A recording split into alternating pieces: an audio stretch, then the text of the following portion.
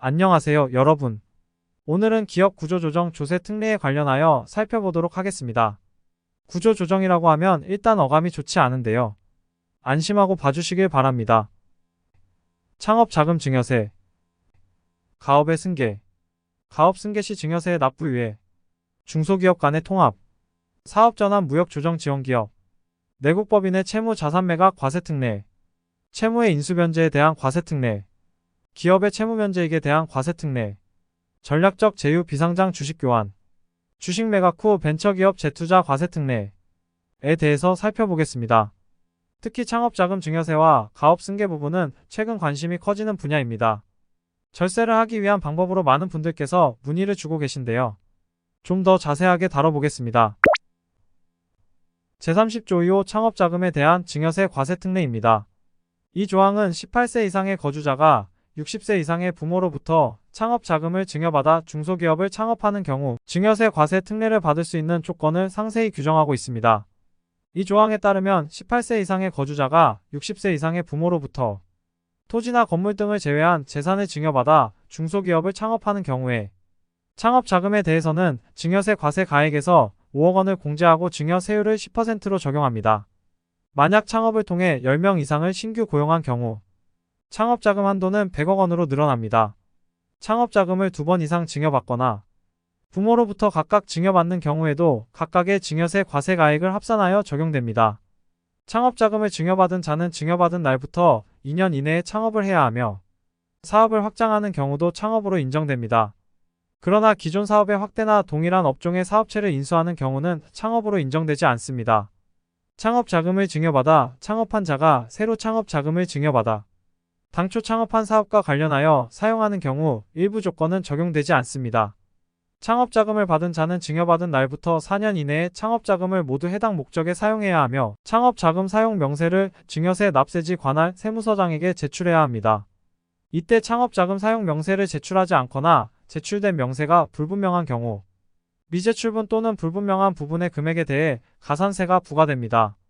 또한 창업자금을 증여받은 자가 일정 조건을 충족하지 못하거나 창업 후 4년 이내에 창업자금을 다른 목적으로 사용하는 경우 증여세와 상속세가 부과됩니다.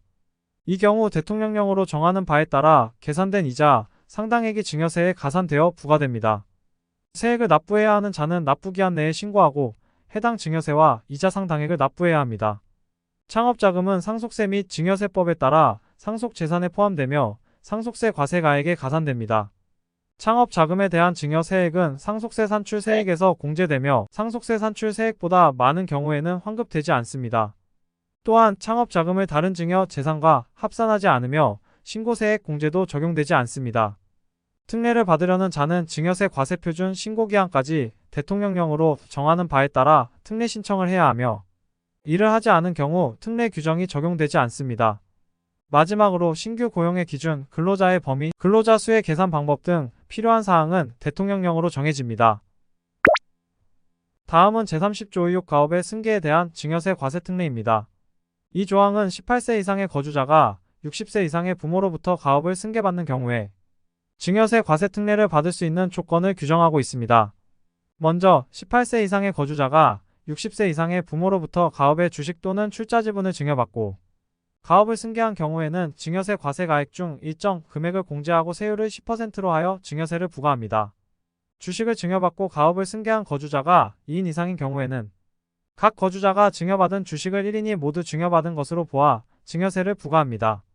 또한 주식을 증여받은 자가 가업을 승계하지 않거나 가업 승계 후 5년 이내에 특정 조건을 충족하지 않는 경우에는 증여세와 이자 상당액을 함께 부과합니다. 예를 들어 가업을 승계한 자가 주식을 처분하거나 경영에서 손을 뗀 경우가 해당됩니다. 조세포탈 또는 회계 부정 행위로 인해 징역형이나 벌금형을 선고받은 경우에도 증여세가 부과됩니다. 이 경우 가업 승계와 관련된 모든 조건을 다시 검토하여 증여세를 부과합니다. 주식을 증여받은 자가 가업을 승계한 후 주식 등을 증여받은 날부터 5년 이내에 특정 조건을 충족하지 못한 경우에는 증여세를 부과합니다.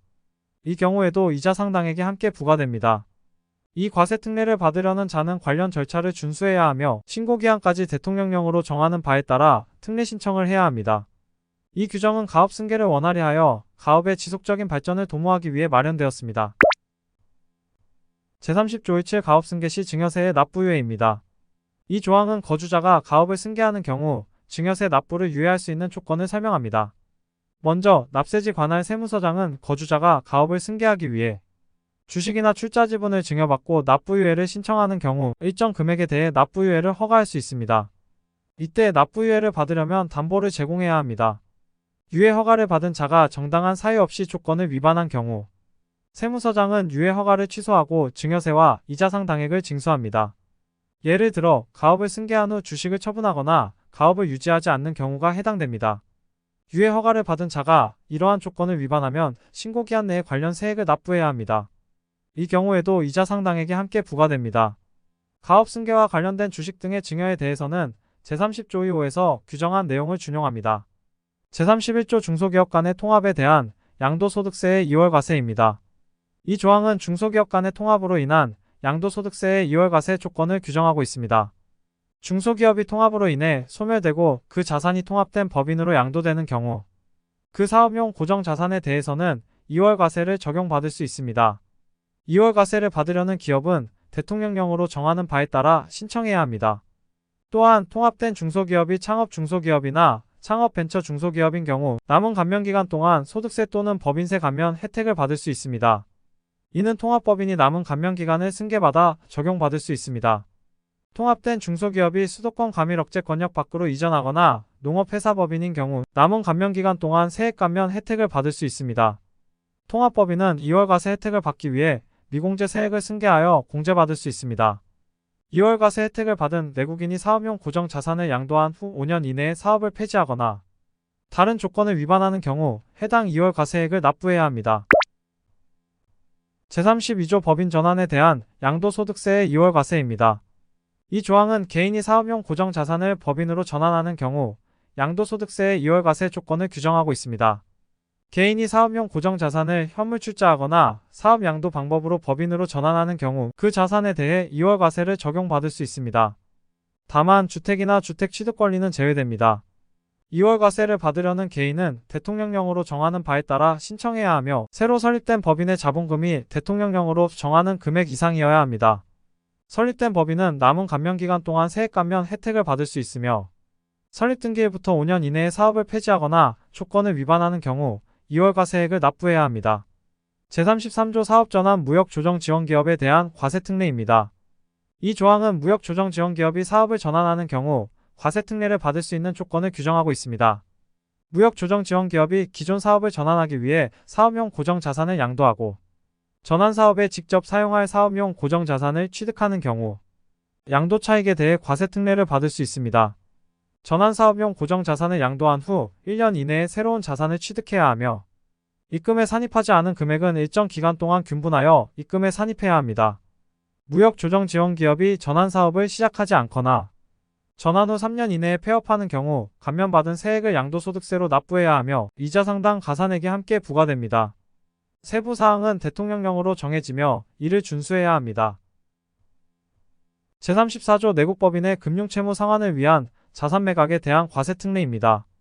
이 조항은 내국법인이 재무구조를 개선하기 위해 자산을 양도하는 경우 양도차익에 대한 과세특례를 규정하고 있습니다.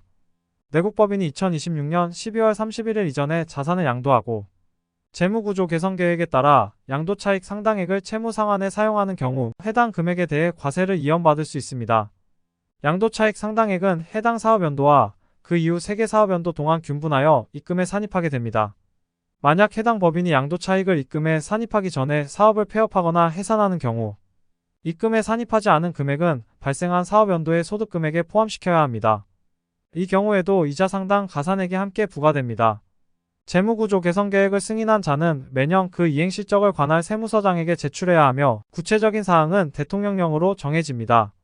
이를 통해 내국법인의 재무구조 개선을 지원하고 안정적인 경영을 도모할 수 있습니다. 제38조 주식의 포괄적 교환 이전에 대한 과세특례입니다. 이 조항은 내국법인이 주식의 포괄적 교환 또는 이전을 통해 완전자 회사로 되는 경우 주식 양도차익에 대한 과세특례를 규정하고 있습니다. 내국법인이 상법에 따라 주식의 포괄적 교환이나 이전을 통해 완전자 회사로 되는 경우 주식의 포괄적 교환으로 발생한 주식 양도차익에 대해서는 과세를 이연받을 수 있습니다. 과세는 완전자 회사의 주주가 완전모회사 또는 그 상위 모회사의 주식을 처분할 때까지 이연됩니다. 만약 완전자 회사가 주식을 시가로 취득한 이후 3년 이내에 주식을 처분하거나 사업을 폐지하는 등의 사유가 발생하면 주주는 양도소득세를 납부해야 합니다. 이 경우에도 이자 상당 가산액이 함께 부과됩니다. 세부 사항은 대통령령으로 정해지며 이를 통해 내국법인의 전략적 재편성을 지원하고 주식 교환 및 이전을 원활하게 진행할 수 있습니다. 제38조의 내국법인의 외국자회사 주식 등의 현물 출자에 대한 과세 특례입니다. 이 조항은 내국법인이 외국자회사 주식 등을 현물 출자하는 경우 양도 차익에 대한 과세 특례를 규정하고 있습니다.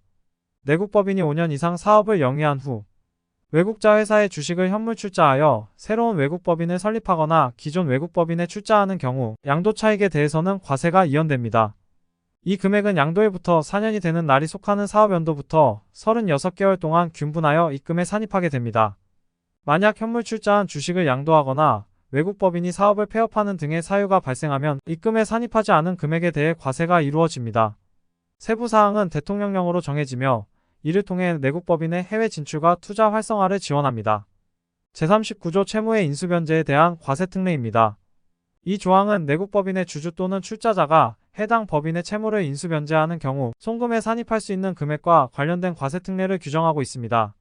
주주 또는 출자자가 법인의 채무를 인수변제하는 경우 채무 금액 중 일정 금액을 송금에 산입할 수 있습니다. 채무가 감소한 법인은 그 금액을 입금에 산입하지 않고 일정 기간 동안 균분하여 입금에 산입하게 됩니다. 만약 채무가 감소한 법인이 사업을 폐업하거나 해산하는 등의 사유가 발생하면 입금에 산입하지 않은 금액에 대해 과세가 이루어집니다. 이 경우에도 이자 상당 가산액이 함께 부과됩니다. 세부 사항은 대통령령으로 정해지며 이를 통해 내국법인의 재무구조 개선을 지원합니다. 제40조 주주 등의 자산 양도에 관한 법인세 등 과세 특례입니다. 이 조항은 내국법인이 주주로부터 자산을 무상으로 받은 경우 그 자산가액에 대한 과세 특례를 규정하고 있습니다. 내국법인이 주주로부터 자산을 무상으로 받은 경우 자산가액 중 일정 금액은 입금에 산입하지 않고 일정 기간 동안 균분하여 입금에 산입하게 됩니다. 주주가 자산을 증여할 때 발생하는 양도 차익에 대해서도 과세가 이연됩니다. 만약 자산을 증여받은 법인이 특정 조건을 충족하지 못할 경우 입금에 산입하지 않은 금액에 대해 과세가 이루어집니다. 이 경우에도 이자 상당 가산액이 함께 부과됩니다. 세부 사항은 대통령령으로 정해지며 이를 통해 내국법인의 자산 양도를 지원합니다. 제44조 재무구조 개선 계획 등에 따른 기업의 채무면제익에 대한 과세 특례입니다. 이 조항은 내국법인이 금융채권자로부터 채무를 면제받은 경우 면제된 채무에 대해 과세 특례를 적용하는 내용을 규정하고 있습니다. 2026년 12월 31일까지 내국법인이 재무구조 개선 계획에 따라 금융채권자로부터 채무의 일부를 면제받는 경우 면제받은 채무 상당액은 입금에 산입하지 않고 해당 사업연도와 그 이후 3개 사업연도 동안 균분하여 입금에 산입하게 됩니다. 기업구조조정투자회사로부터 채무를 출자로 전환받는 경우에도 동일한 규정이 적용됩니다. 만약 면제받은 채무를 입금에 산입하기 전에 사업을 폐업하거나 해산하는 경우 입금에 산입하지 않은 금액 전액을 해당 사업연도의 소득금액에 포함시켜야 합니다. 금융채권자가 채무를 면제한 경우 그 면제된 채무는 송금에 산입할 수 있습니다. 채무 면제에 관한 명세서 제출, 세액 감면 신청 등의 세부 사항은 대통령령으로 정해지며 이를 준수해야 합니다. 제46조의 7 전략적 제휴를 위한 비상장 주식 교환 등에 대한 과세 특례입니다. 이 조항은 벤처기업과 비상장 주식회사의 전략적 제휴를 통해 발생하는 양도 차익에 대해 과세 특례를 규정하고 있습니다.